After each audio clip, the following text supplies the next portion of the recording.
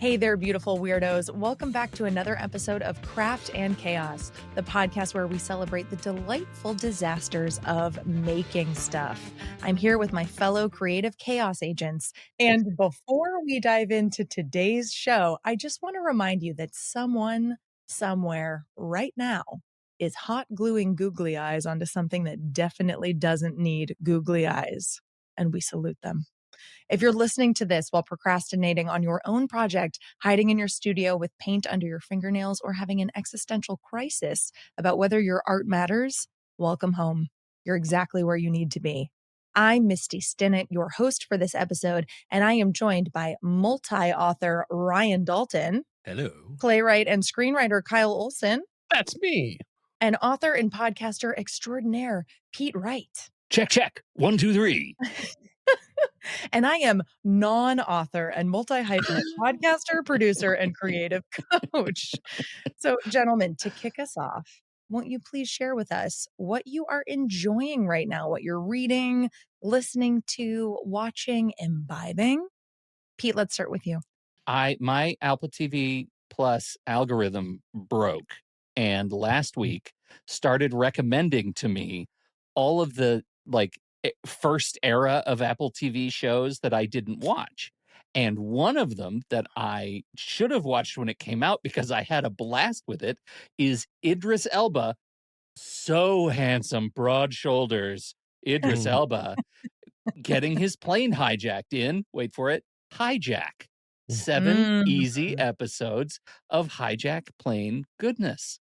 And I had a ball. I watched it in one day. Shouldn't watch TV that long. Felt like I had the bends when I came out of it, but I did have a ball with that show. Hijack on Apple TV Plus. There's really no guessing what that plot is about either. Just no, there isn't. You're like, and it's like 24, right? It's like a Jack Bauer thing, and so it starts when the plane takes off in Dubai, and it ends only when they get to Heathrow.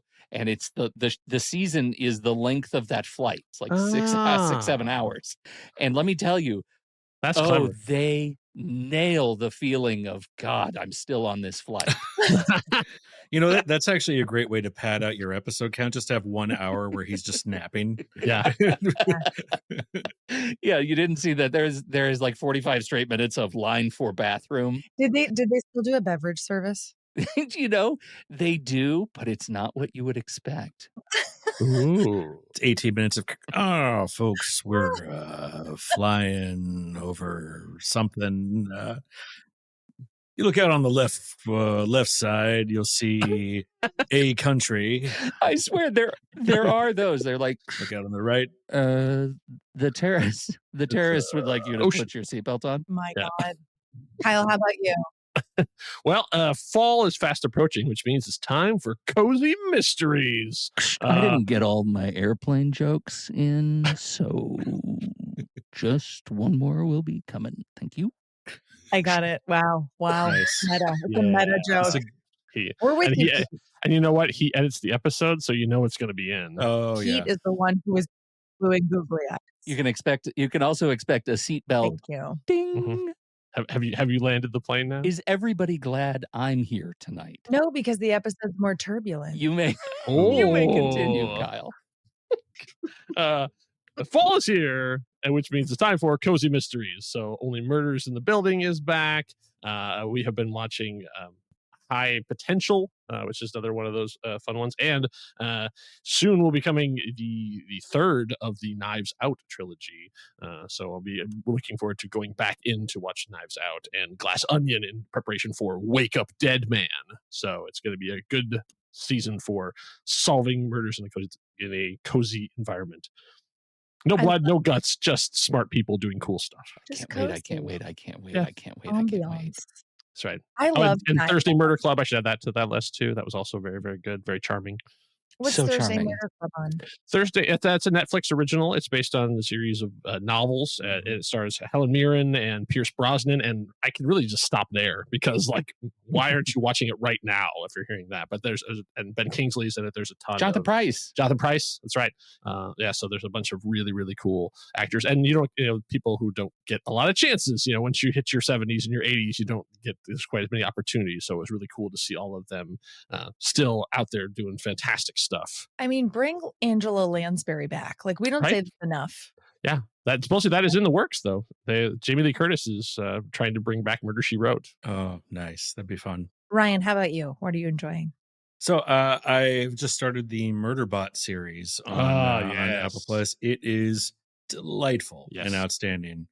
Alexander Skarsgård is a shockingly good actor for as good looking a person as he is. It's like when someone's that good looking, you don't expect them to be good at anything else. Just not fair. So when they're actually talented, you're like, wow, this is really good. His narration from the point of view of that character is outstanding. And it's a fun. So I'm only 3 episodes in, but it's a really fun story. I'm having a ball with it.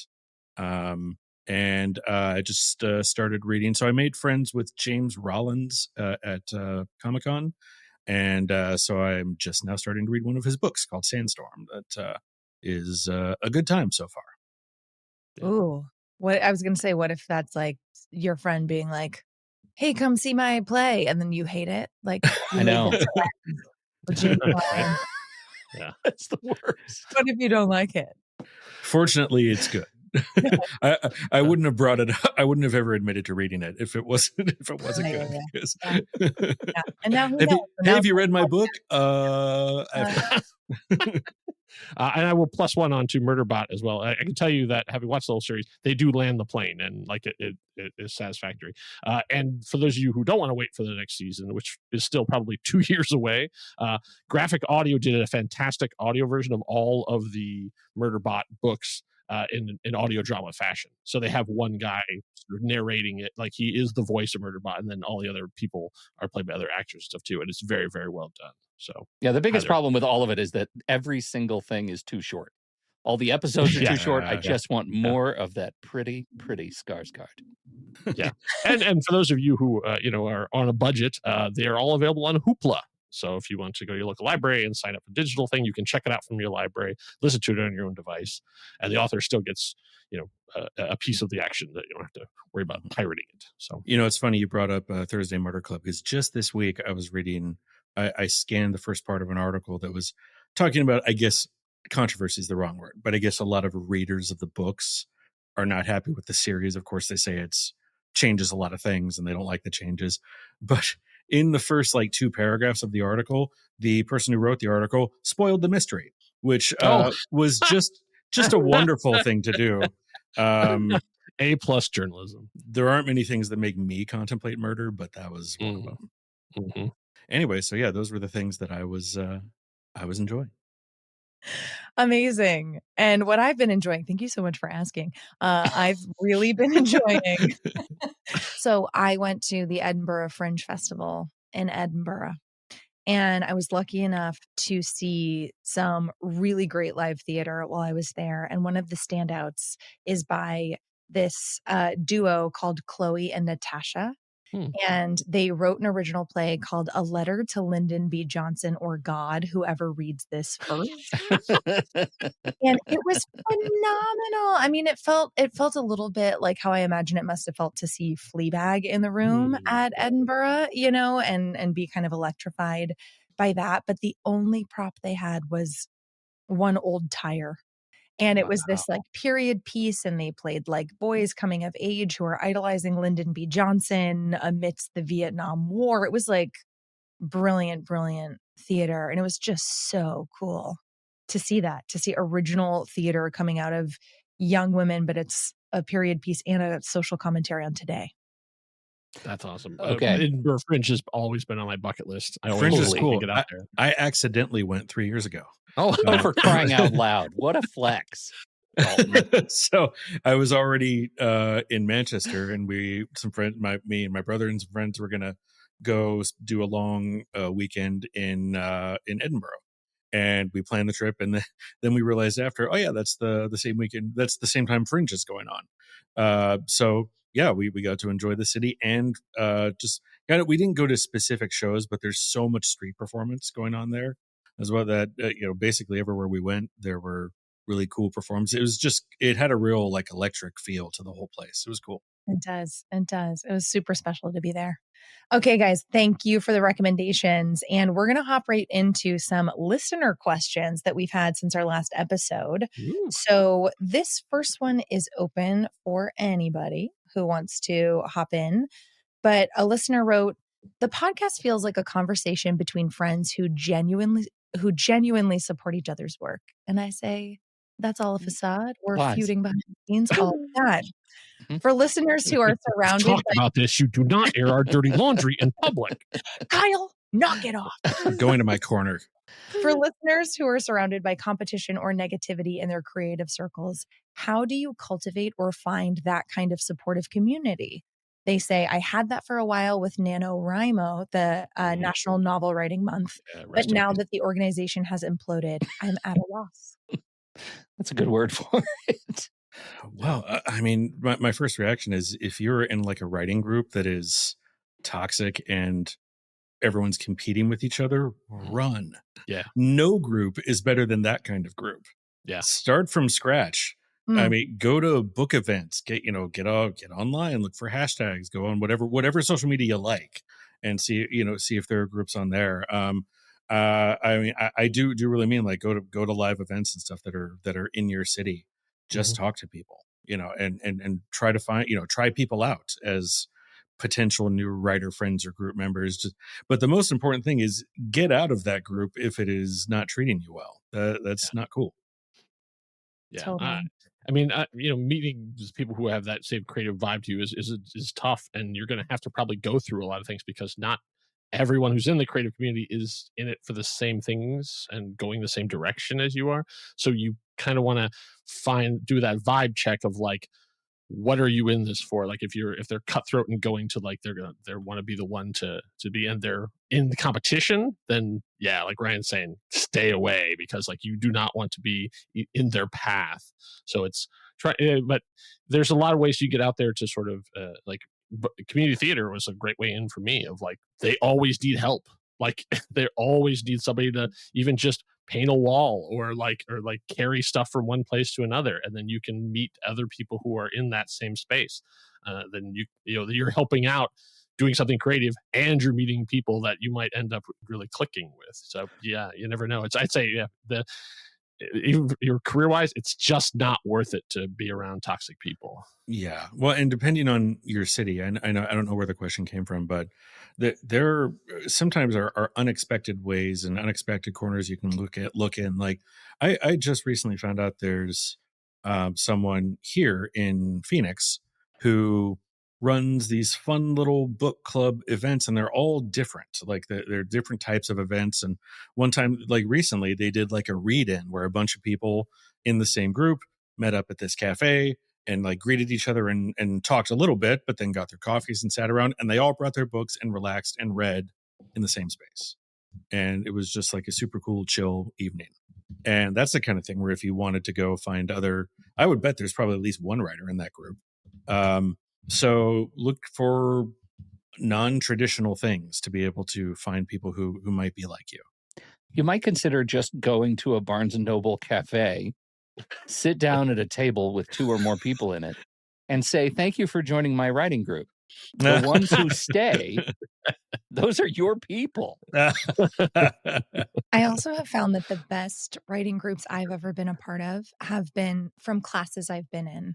So I've taken a writing class or there's some kind of lightly facilitated writing group, which is really nice because when you're all signing up and there's sort of not necessarily a teaching entity, but some kind of facilitator there tends to be rules, culture, access that can be limited if someone's being toxic. Even just there's so many writing accountability groups online as well. So for our second listener question, the romance novels versus death metal bands game is hilarious. It also highlighted how we make assumptions about genres all the time.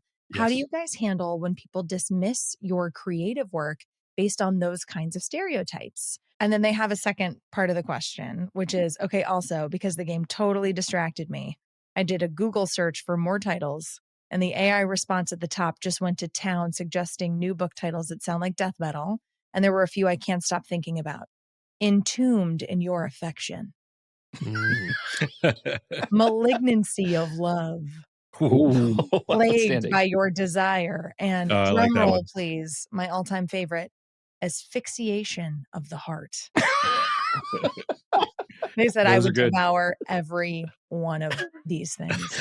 Asphyxiation of the heart is going to be a t-shirt. So I wonder if I'm just trying to think where they're coming from. Is this a person who writes romance maybe and feels like people look down on it? I don't know. I guess I've never cared what people they're I know that's not a helpful answer. I Yeah, know, unless you're trying to sell it.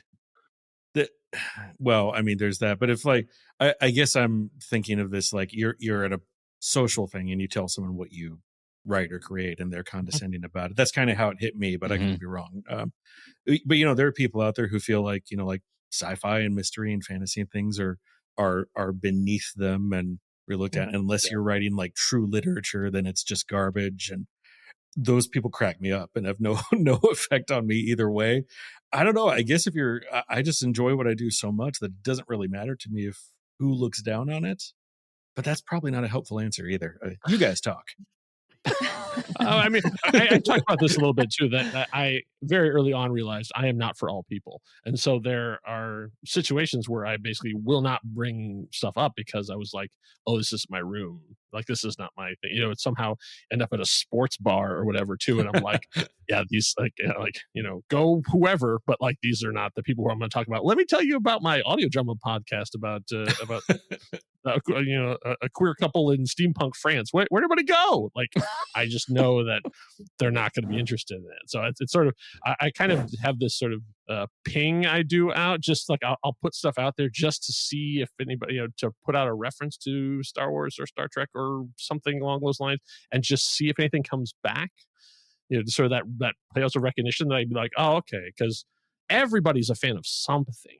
So I'm always interested when I meet people to sort of figure out what it is that there's, I watch the news and I do this. I was like, yes, but like, also you spend all night watching Power Ranger episodes, don't you? Like, whatever it is, there's something in there. So, like I said, it's just a matter of like honing down essentially what it is and not trying to get blood out of a stone. Like, some people are just never gonna like your stuff, and so it's better just to let them go and move on.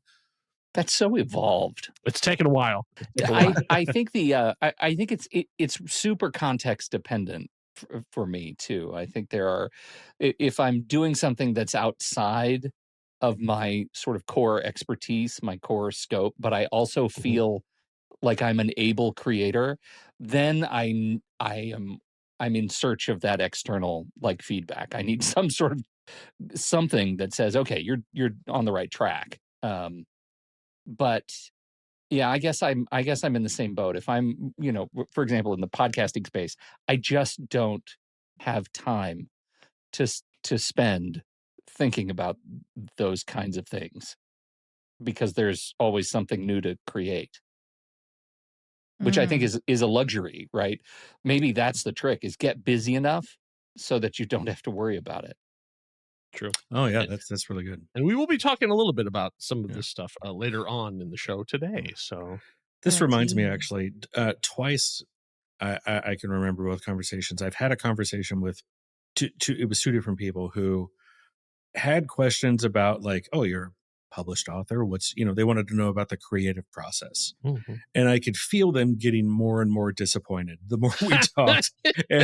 and it hit me with both of them along the way. Like, oh, they wanted my answer to be way more like heightened and philosophical and I guess they had a picture in their head of what like a professional artist is and how they talk and what their process is like.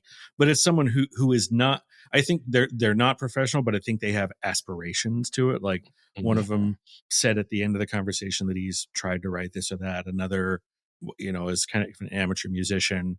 So I feel like they had expectations about what a professional artist is, and it was just not like I completely shattered their illusions about, oh, this is going to be so grand how he describes like his thoughts and his processes, and I'm just a guy who really loves stories, and you just can't, other people's expectations, you can't let them have any kind of bearing on you or impact on your world. So when they start asking the question, so where do you buy your quills? Yeah. Right. Oh, I mean, we yeah, know you where know. you get your blood, but the Sure, quill. exactly. Right, Do you make your Oh own my parchment, or is it? And I Daniel would just, Day-Lewis makes his own shoes. Why don't you do something does like he that? really? Yeah, He he does. actually like makes does. shoes. Oh my gosh, I'm dying to cobble. I'm dying to Oh, try my dear. hand at cobbling. I'm not kidding. I want to make Misty a pair of said shoes it so down badly. to cobble. Down to cobble. Listen, I think dying to I cobble said is a multi Dying to definite. cobble? hyphenate. I'm the only non-author on this podcast. I have to have something weird in my back pocket to make Perfect. up for it. But yeah, I would just add to that, this question: how do you handle when people dismiss your creative work because of stereotypes they have about the genre? Mhm. Adopt a mantra like, oh, these aren't my people. Like with Yes. love, these aren't my people, Mhm. right? People are out there making horror films. That's not for me. Doesn't mean I don't appreciate the craft. It's just not, it's not for me. And there's nothing wrong with me not liking their horror movie, and they shouldn't be offended that I don't like it. I just can't do horror. Right. And it's just, you're not making it for those people. You're making it for the people who would hear about your work and go, oh my God, that sounds amazing. Have you read this by this author? Right. Like just remembering that let the filter. The filter, people are meant to pass through the filter. Let the filter filter. That's what I would say. That's a great point that I'm actually currently experiencing with my new stuff, with the Archer Thorn stuff, the superhero series. That's a niche thing. People who like to read novels and who also are superhero geeks and things. But among those people, it is getting really, really good reviews. So it's not getting a ton of reviews, but the ones it gets are very enthusiastic. Yeah, And that's really cool to see. That's really cool. Also, apropos of nothing, Misty, you said cobble or cobbler, and it made me remember this joke I read forever ago, and it just cracked me up, and it still cracks me up, and I found it again to read it to you. Oh, good. A Leave the peach- recitation. Yeah. Leave the peach cobbler in the kitchen alone, Mother said, going upstairs. But I couldn't help myself. I sneaked in and watched him make his stupid little peach shoes, taunting, nobody's going to wear those. I said, they're stupid, but on he worked. Oh my God. So dumb. God, it's so dumb. It's And so I laugh good. every time I think of it. I want to be friends with whoever created that. See, let the filter. We're getting through the filter right now. Yeah. That's right. That's what I'm saying. Thank you. Thank you for that. I think Pete is well played. losing his mind. Oh, Dalton, I have to tell you, I was ready to lampoon your whole bit. I feel like looking up and reading jokes on a podcast mostly doesn't land. That was A+. That got me good. I will be stealing that. And with that, we're going to throw it to this episode's first sponsor. Ahoy, fellow humans. There's two things I wanted to talk to you about, and you're going to be so surprised. Excuse me, may I interrupt you for a moment? You already have. You're the spokesman for the other orange, right? That is who I am. I knew it. I heard you and I had to say something. I love your voice. You do? That is a surprise to me, as I cannot control my pitch or pronunciation. You are saying you like to give up control, is that right? What? You are always talking about goods and services. But how good is your service? Did you? Are we? Come with me right now. I have some words I'd like you to read out for me very slowly. Well, the other orange. Goods, services, you know the drill. I have to go. Oh my God. Curveball. Wow. Well, all right. It's escalating in an uncomfortable way. I know. I'm The other not sure what orange- they're selling or what we're Hey. endorsing, but It's becoming self-aware, I would think. And maybe I don't think they meant to send that to us, but okay. Wow. Well, at least I they're guess- still sponsoring us. Those dollars Yes. are rolling in. Thank you to so. the other orange. and then I hope they're happy together. Extraordinarily long con. extraordinary. It's our one and only sponsor other than creepy Oh, dead no, ghost girls that's right. in the graveyard. So with that, we will move on to our next segment for this episode. Mr. Pete Wright, will you talk to us about craft confessions? We have this thing as creatives where there are certain things that we do, right? These craft related sins or guilty pleasures, things that we do to create our work. Like I secretly love adverbs, or I outline everything down to scene beats, but I tell people I pants it.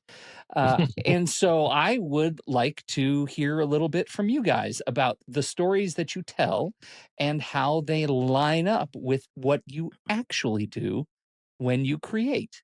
Hold on. Before we begin, can someone explain what pantsing it means? What is Oh, pantsing? Ryan know what? Dawson. Yes, Ryan Dalton, Peach Sure, Cobbler. yeah. So, so there are typically plotters and there are pantsers. Plotters typically means outliner, somebody who plans their story beforehand, and just has it kind of all figured out before they sit down to actually write. Pantsers refers to writing by the seat of your pants. So typically very little planned, maybe even as little as just one concept or idea, and then just sit down and go, and then write to your heart's content, and then go back later and kind of chisel your story out of that. Those are two ends of a very broad spectrum. So we could be talking about craft. We could be talking about something that has emerged, a behavior that has emerged, something that comes out of your writing that you didn't see coming, or your work that you didn't notice you were doing all along. That, in fact, is something I will be talking about, but I deeply don't want to go first. So once again, I will toss to Kyle. When you sort of presented this as like, hey, you have something to talk about in this thing. This is the first that came to mind, and it's something I have never discussed publicly, It's which important. is I have my audio drama show, Swashbuckling Ladies Debate Society, is the thing I've written the longest, so I have many episodes, all that kind of stuff. I don't remember my own lore. So many times I'll go in, I'll go, where did they go? When did they meet? Who was that person? And I have to go and pull up my old scripts in a way that I don't with like Star Wars or Star Trek. I can be like, oh yeah, he served on the Enterprise from this time, but like I invented it. I thought of it. I made a thing, and I have to go, what was that guy's name? And I have to dig down into figure out what episode of what season and look it up and have it. At one point, I even asked Kara, one of the actors on the show, because it was also extremely organized. I said to, hey, could you create a wiki for me that I could just like have all of the stuff in the right place, that I could look up the histories of all the characters thing? And she thought I meant, could you join Wikipedia and create a page for us? To which Wikipedia said, no, thank you. So every time I sit down to do a thing, I get to a certain point and then go, well, I know this is in there somewhere, and have to go back. I cannot keep my own created fictional history in my head straight. So I always have to go back and check myself. I feel like I'm outlining book 3 of my superhero series, and it occurred to me as I was outlining this one, oh, I need like a legend or a story Bible or something for everything. Mm-hmm. And I'm hoping that it gets popular enough really fast that somebody else creates a wiki and I don't have to. Great. So, Ryan, what is yours? So a lot of people consider a couple things kind of conventional wisdom for writing. The first being that your first draft is supposed to be awful. The second being that you shouldn't edit as you go. Now, I understand why those are conventional wisdom especially for beginning aspiring writers, because you can often get in your own way if you fall into a loop of just re-editing the same chapter, for a year, or just getting stuck on something and kind of using that almost as an excuse not to go and finish the project. Mm-hmm. But if you're a working professional who has no problem finishing books, at least for me, those things don't work. Because I'm a fairly heavy outliner, I tend to write fairly clean first drafts anyway, and that's the way I like it. Also, when I'm going to write a chapter, the first thing I do before I do it is I go back and I read and do a light edit on the previous chapter. So not only does it polish a little bit as I go, but it gets me back into the rhythm and the mindset of the story for when I'm going to write the chapter that I'm going to write. So it's two things that a lot of what you hear about like conventional accepted wisdom for writing is really stuff that's tailored to beginners to kind of get them on their feet, get them to finish projects. But once you're at the point where you no longer need to have your hand held, then there are no rules. There are no rules. There are no rules. Quote, Peach Cobbler. to- Misty? To piggyback off of that, back when I was still writing TV scripts, if I ever was like, oh, I don't want to write this scene, or I'm running on empty, or I'm just feeling a little bit blocked, I would go in and just do all of the blocking and stage directions, basically. So I would sometimes it can make you feel like, holy crap, I just wrote, 5 pages, but it's all just like interior, night, home. And so because if I'm a thorough outliner as well, and so I know what's going to happen in the scene. I maybe don't know everything that's going to be said in the scene, but I know the movements, and so I would just do that, and it would make me feel like, ooh, the scaffolding is there. I've done something. I've written, and then it would let me kind of come back the next day with a fresh brain and just focus on the dialogue, which is really nice.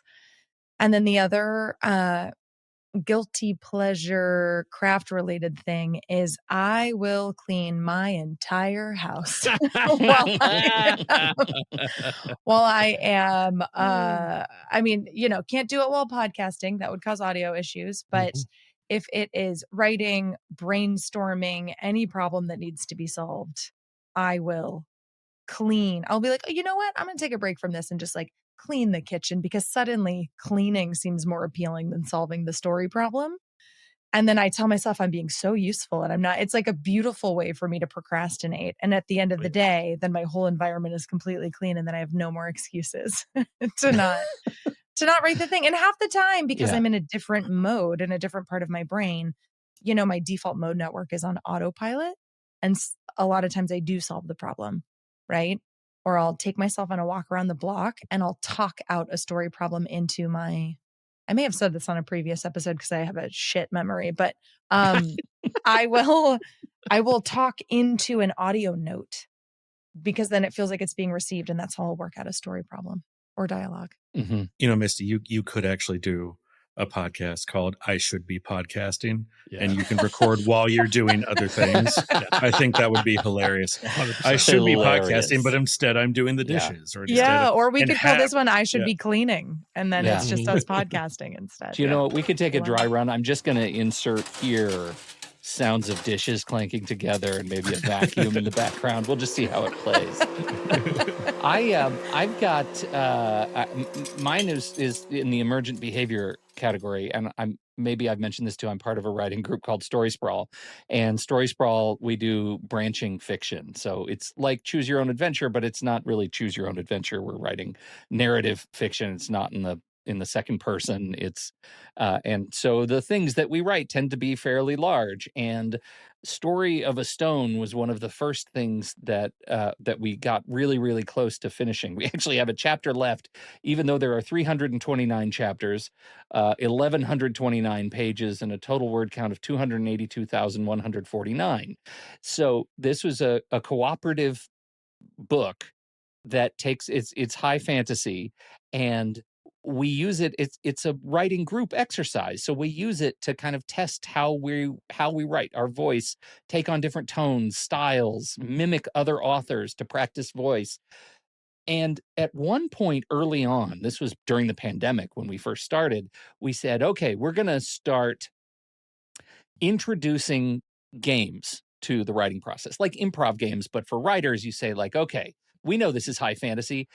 Every chapter you write this week has to introduce the concept of Uber Eats. Good luck. And so we did, and it was wonderful. And, for me, mine was Broomer Eats. It was delivery by flying broom, as you do.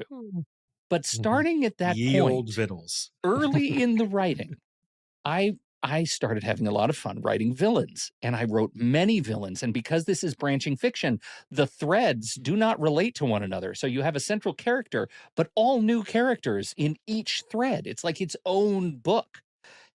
And I was working with the administrator of the site a month ago, and he noticed something really interesting. Every one of my contributions, every single thing that I wrote involving a villain, that villain's entire motivation was to eat.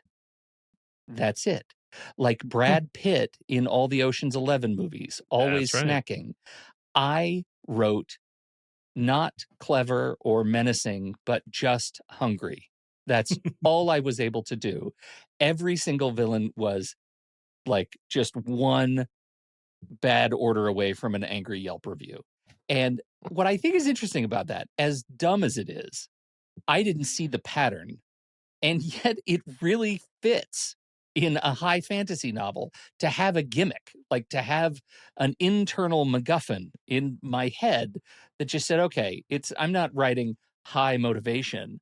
Like I'm not, this person isn't trying to avenge the death of his sister or something like that. He really is he just is in search of food, or he's mad because he has to take some food stuff somewhere, or somebody suffocating on a loaf of bread. Like it's really just horrible. And yet it motivated me, it turns out, to write a lot of words in this universe, was to write characters that were deeply, deeply hungry. That's my thing. And now I find that when I contribute to new stories, I have new things that I don't see coming often. It takes 4 or 5 chapters and I realize, oh, this one's not hungry, he's horny, or this one's not, but whatever it is. Different kinds of hunger. They're different kinds of hunger. There's all kinds of, one just likes finger paints. I don't know. So I find that little bit of emergent behavior really interesting. And I don't know that I would never have noticed it, I don't think, were it not for this style of writing that we do in this particular group. I'm hungry for more stories like fun. that. You try working Uber Eats into a story that revolves around a dragon. Broomer Challenge Eats was so accepted. good, though. It's so that's good, good. though. It's Order so good. order a peasant. Is that how a dragon would Yeah. get? That's it. I like it. Oh, no. That's it. Peasant on a stick. You guys are gross. Oh, look, a segue. So I found an interesting article that I thought you guys would be interested in talking about. So there was an author who is very similar to what we're about. So she has written a book called, he said, scrolling down, "We Need Your Art," which already sounds like, ooh, right in the Craft and Chaos kind of thing. Her name is Amy McNee. So I don't know much about her because I just discovered her this week because she wrote an article on her Substack, and the link will be in the show notes, which Pete always does a very good job of putting it. I've made many jokes about the fact that he doesn't know, but he actually is excellent at writing the show notes, and Thank all you. of you should be looking at them because it is I would say almost a vital part of this show. It is the curriculum vitae of all the stuff that we talk about. So in the course of her thing, so she essentially got what we all sort of dreamed of, is that he got to go on a huge podcast. So her book came out and is out, and so she was on, and she got booked on this incredibly huge. Now she'll go into more depth on all this stuff. So I'm not going to read her entire article, even though it's really good and it's free. You should go see it, and also subscribe to her Substack. But essentially, she got to go on a giant show with millions of listeners and stuff too, and had a great time, and it was a really good thing. And so they were got to the end of it, and the student publisher were like, "Okay, the episode just dropped. It's been a week. What's the bump? Like, what did I get? Like, it's like we were selling like 300 copies a week. Like, after the show, how many copies are we selling?" And they said 300 copies. She went on the show with millions of listeners and didn't sell a single extra copy. And so she goes on the thing basically to talk about, like, yeah, it was a real awakening thing of like, I always thought there was that threshold that you get to that certain point, then you get to that high level, and on some kind, you get to go on whatever talk show or podcast or whatever it is, and you get to do your stuff, and then all of a sudden people will just embrace you, and then you get pushed on and she said, and it didn't happen at all. Like this was my audience, and yet nobody sort of went back around. And so she goes on, basically to talk about a lot of really interesting stuff about like, okay, well then, if not that, then what? So that's kind of what I'm putting out to you guys is like, how do you measure success? Because what does it look like? Essentially, because even if we get millions of listeners on this, it doesn't really change how we're going to do the show. I mean, hopefully at some point we could all be in the same room together. That would be really nice. It'd be nice if we could do it live or whatever. But I don't know exactly where this will end up going. Will it fizzle and die just because schedules pull us all apart? Who knows? But what is the success of this, and what is the success for anything that we do? So I kind of wanted to sort of open that up to you guys. So how do you measure success? Like, how do you know if you have succeeded in anything, and what does that mean to you? I won't go with Pete because Pete always clenches up as soon as these things come up. So Did you seriously just toss to me right now? no, I'm absolutely not tossing to you. I'm actually tossing to. He didn't toss to you. I always go first. I know, and I'm not going to make that happen. So I'm only going to go with Misty first. Oh my goodness. So how do I measure success with this or any art? Yeah. Or anything? Or any project that you've done. Any project. It's so interesting, right? Because the bar moves. Yeah. Right? I remember when I first started Go Help Yourself, I started recording it at the end of, this is my other podcast. I started recording it at the end of 2018, and we aired the first episode on January 1st, 2019. It was like self-help podcast, New Year's, this is the perfect time. And I remember I thought like, oh man, if we could get 50 downloads a month, like that would be amazing. Like maybe even 50 a week, holy cow. And it's so interesting how, a year later, it was like, okay, so we're at 10,000 downloads a month. Like, what about this? What if we can, and the way that it just keeps moving, or it would be like, oh no, we dipped down to 20, like 20K. What happened? Like, what happened with the content? And so I just use that as an example of relativism, right? And it's so easy for me personally, and I think most humans, it's a psychological concept of like, maybe I'm feeling good about my thing, but then I look at my friend's thing that's doing so much better and is monetized and is getting amazing ads, and it's their full-time job and mine's my side hustle, So for me, the way that I define success in any kind of creative project tends to have to do, it has more to do with how I'm showing up and how that thing fits in my life. Because there was a time where I would let the pressure of being successful creatively absolutely steamroll my entire quote unquote real life, right? I would write late into the night. I would neglect my partner on weekends so I could get a draft out, those sorts of things. So I take a wider lens now and I ask myself, like, is my life balanced? Am I enjoying, is my life as full outside of what could happen in my creative pursuits? Like basically if this project got knocked away tomorrow, which can happen very often in a lot of creative pursuits, am I still happy with my life? Or do I suddenly hate who I am without that thing? And if the answer is, I would really not like who I am without that thing, that's an indicator that my system is not quite balanced. So, and I think it's just about like, am I showing up in a healthy way, right? Am I having sleepless nights around this? Am I still able to nourish myself, move my body, look my friends in the eyes, feel the sun on my skin, and do this thing in a sustainable way? Because to me, it's not success if I'm making a lot of money and having success in one arena, but the rest of it is falling apart. So I take a really holistic view there. And then the other piece is, am I able to show up as me?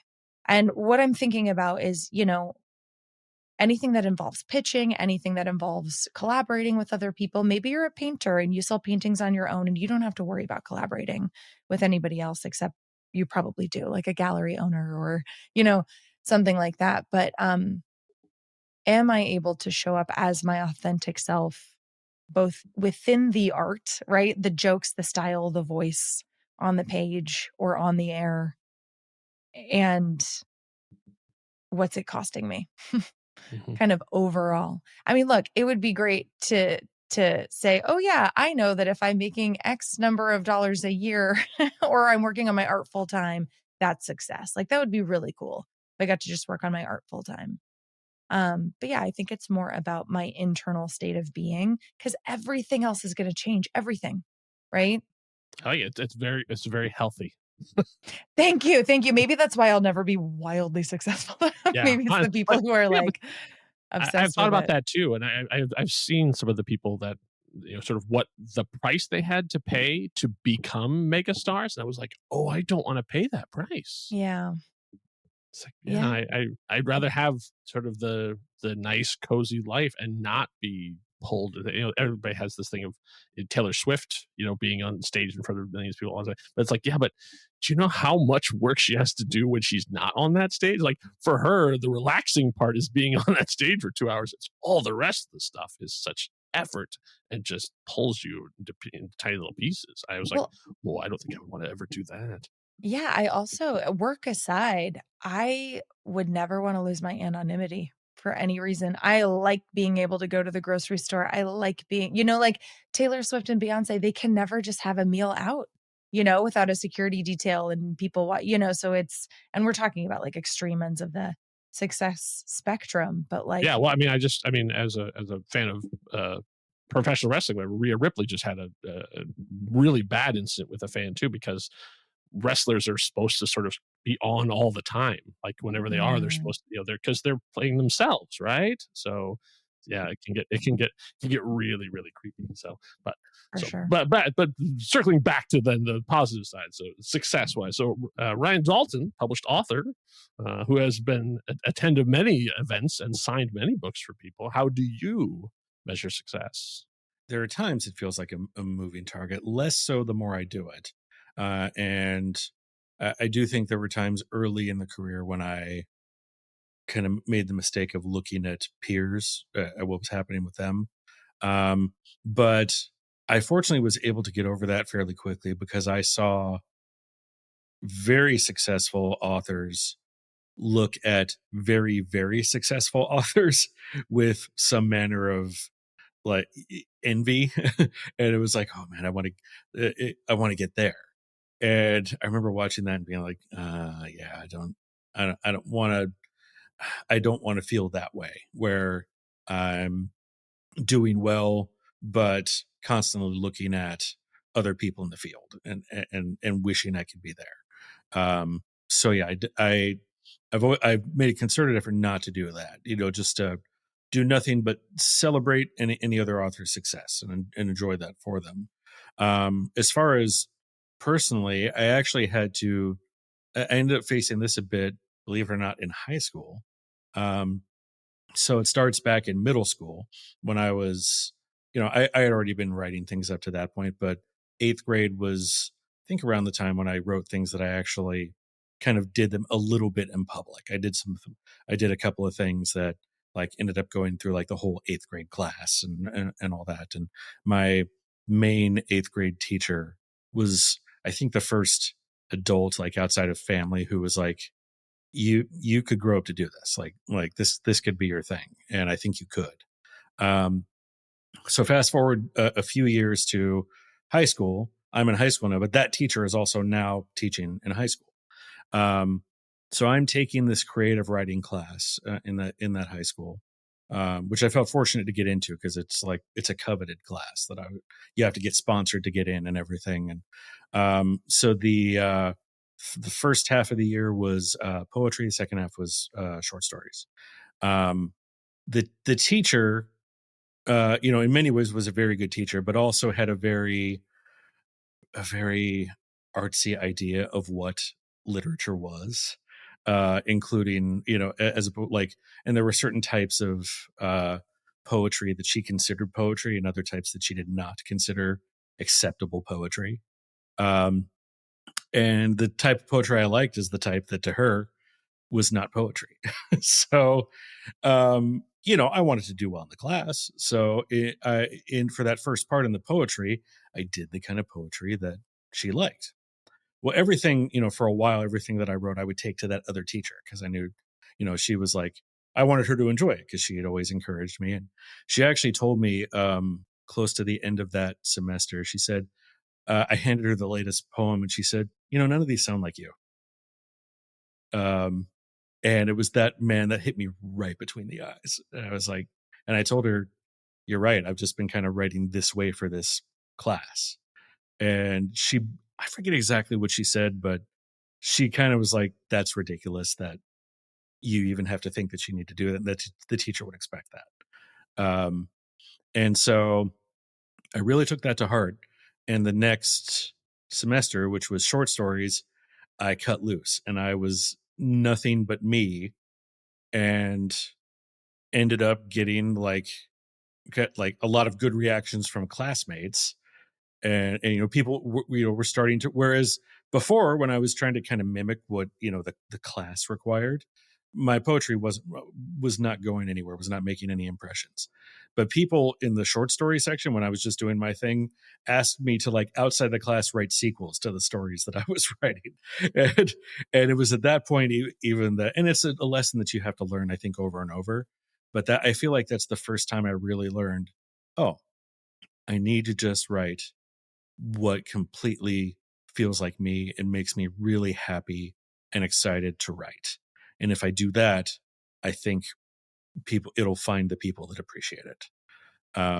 So to me, the success that I always keep coming back to is being able to write exactly the thing that I want to write and having it find the people that enjoy it. We should all be so lucky. Well said. That was awesome.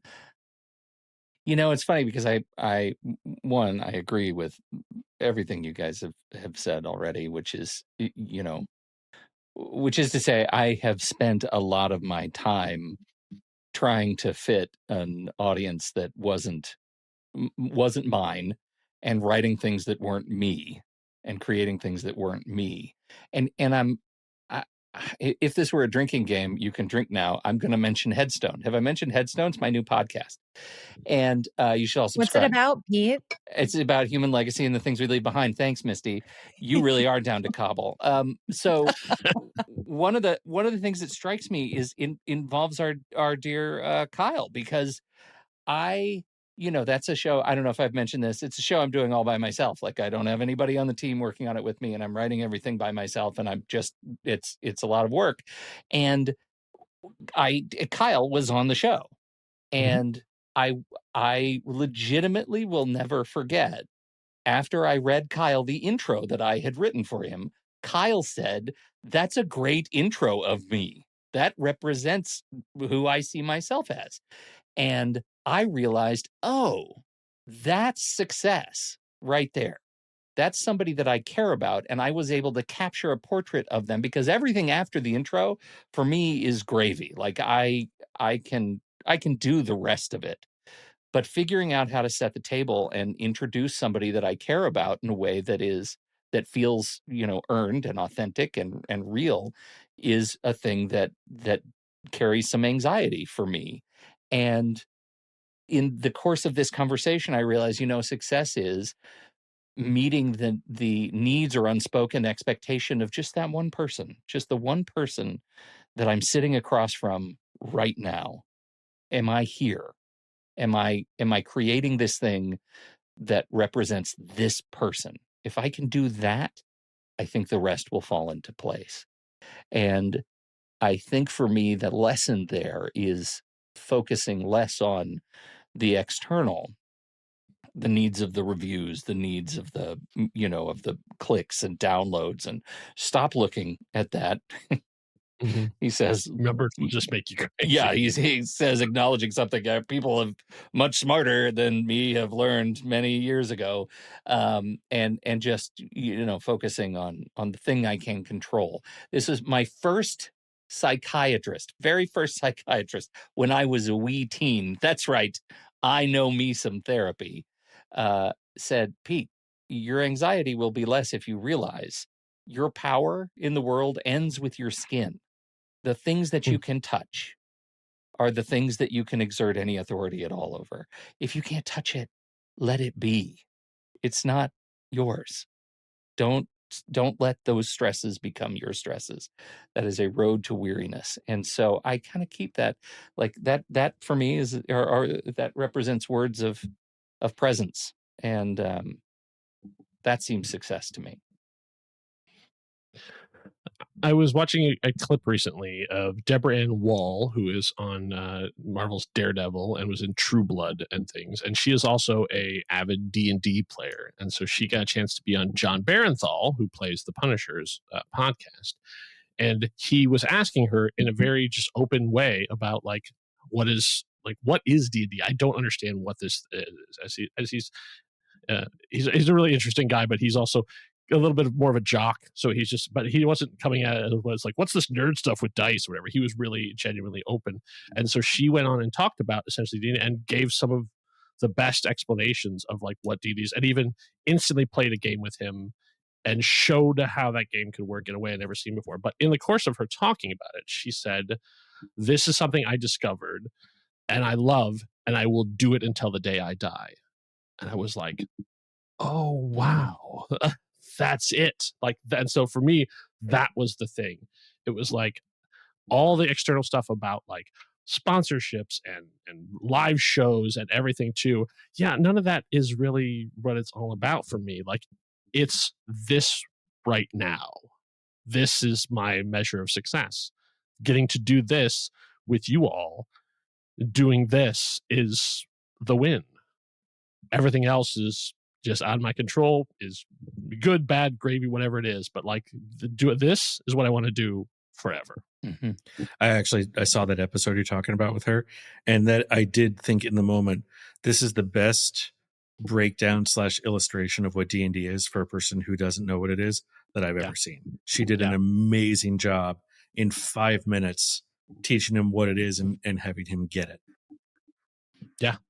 We'll link to that clip in there too, because it's amazing. We're all sitting here very pensive. What else do we do? I know. I'm really thinking so deeply about success and your sphere of influence versus your sphere of control. Right. Or concern, excuse me. Your sphere of influence versus your sphere of concern. Mm-hmm. And what we would like to have happen and want to prevent happening and all those things versus I've never heard it said like that, Pete, your influence ends at your skin. Is that what it was? Mm-hmm. Your power ends with your skin. Your control ends with your skin. You fill in whatever the thing is. Yeah. Speaking of skin, we're going to throw to our second ad. Hiya! That's right. It's me, your favorite comfort show. I know we've already spent a bunch of time together, and hopefully we will again, but I wanted to take a minute to tell you that I'm always happy to see you again. I know there's lots of shiny new shows out there with lots of buzz and maybe a few more lines of resolution. Go, watch, enjoy. But don't feel bad about coming back to the familiar. It's okay to walk the streets you know so well. And hey, you can even skip episodes. The one with the character who reminds you of you-know-who? Just hit next. I won't tell. I may be your favorite comfort show, but here's my secret. You're my favorite too. See you soon. Oh, my favorite comfort show. That was very earnest. It was so earnest. I didn't know what to do. I have to admit that end thing, I kind of fell for it. I was like, oh. Yeah. I did not see that coming. Thank you, Star Trek The Next Generation. I'm glad you love me too. Yeah. So special thanks to Cara Gallo for no particular reason.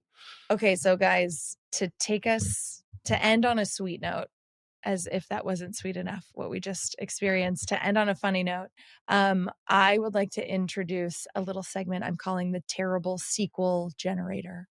And I am going to go around the circle, and we'll go one at a time. And I will pitch you a movie title, and you will pitch the subtitle of the terrible sequel. So as an example, I'll start first.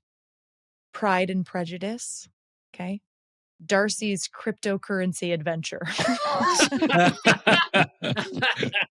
Nice. Okay. Okay. So I'm going to start with Ryan. Ryan, pitch us the sequel, just the title, for To Kill a Mockingbird. To Kill a Mockingbird. Revenge of the Mockingbird. All right. It's very nice. Pete, There Will Be Blood. There will be blood. Drill deeper. No. Okay, Kyle. See, I keep wanting to like yes and onto their things because You can. You can yes and. There will be blood. Oils well that ends well. No. Nice. I was thinking still bleeding with the apostrophe. Still bleeding. Good. Yeah, that's good. To Kill a Mockingbird. When mockingbirds kill. Okay, Kyle. Mhm. Little Women. Little Women, bigger and badder. Too little, too women. Joe goes to Vegas. That reminds me. Can I close up by telling you guys about and I have posted about this before, but it always cracks me up.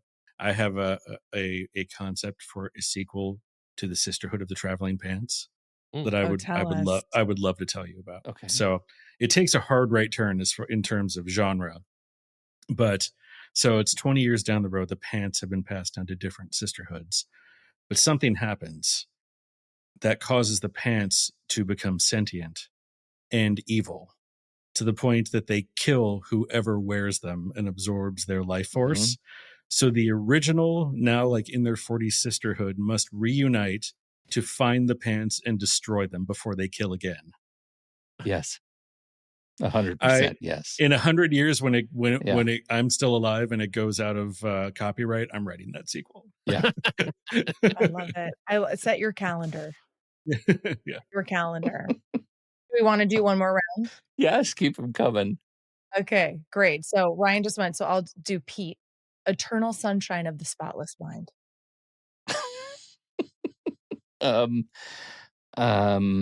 Eternal Sunshine of the Spotless Mind. Cable Guy's Revenge.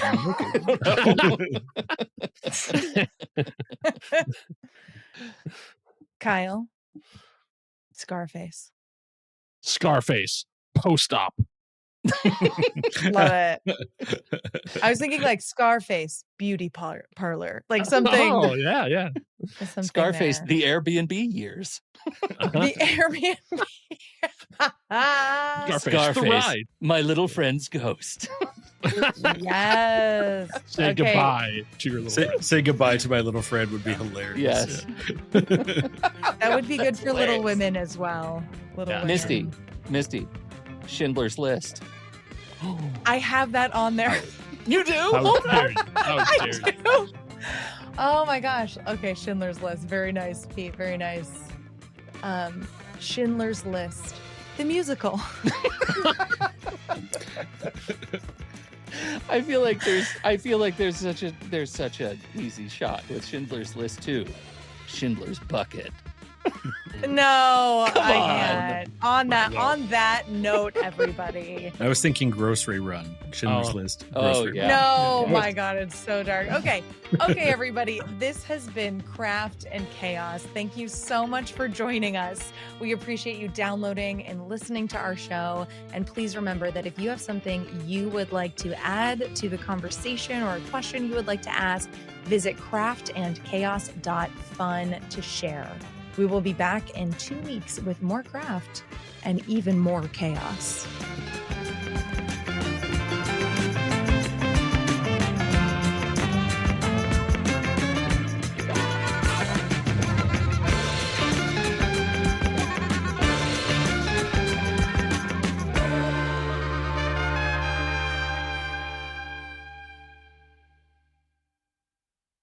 Of Mice and Go Men make weird art. 2, it's still about the rabbits.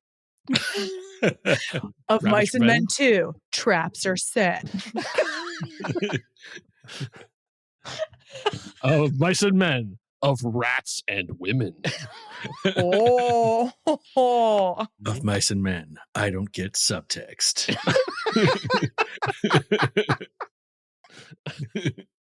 Awesome. Perfect. I dreamed I was at a fancy Hollywood party, and there were like tons of actors and musicians around for some reason and stuff too. And I was sort of mingling through this house party and looking around and stuff too. And then I decide, hey, you know, I think I've had enough of this. And I turned to go, and walking through from the kitchen with carrying a plate of food is Steven Spielberg.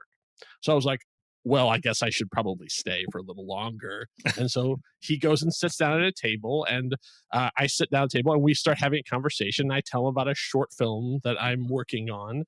And then someone else decides to jump in and say, no, wait, I have a short film, and I have it right here, and I can show it to you. And they put it on the screen, and it's a period piece, and it's done in like shaky cam style. And Spielberg just starts ripping into this guy for like, this is incredibly inappropriate for the period. Like, what do you like? It should be a smooth, steady cam for why are you doing it? And then J.J. Abrams also then weighs in and starts tearing into this guy as I was sitting there watching, like, yeah, that's right. You tell him about how bad his cinematography is. And I woke up like, wow, you are such a pompous ass. Such a fun look into your psyche. Yeah, what I is know. that I don't know. I have doing? no idea what that means. I have no idea why, but it's just like my dream was not to be working or starring or directing a movie. It's like to be sitting across the table as Steven Spielberg insults someone. I dream You are big. working through some stuff, man. Yeah, and you're on the right side of it. You're like, yeah, of course. Yeah, not exactly. in the arena, Like, not man, what are you critiquing, doing? just like, yeah, Yeah. Steve. That's Come right, on. Stevie. Everybody stop your beeps and boobs. Beep, boop, Boop. boop, beep, up, boop.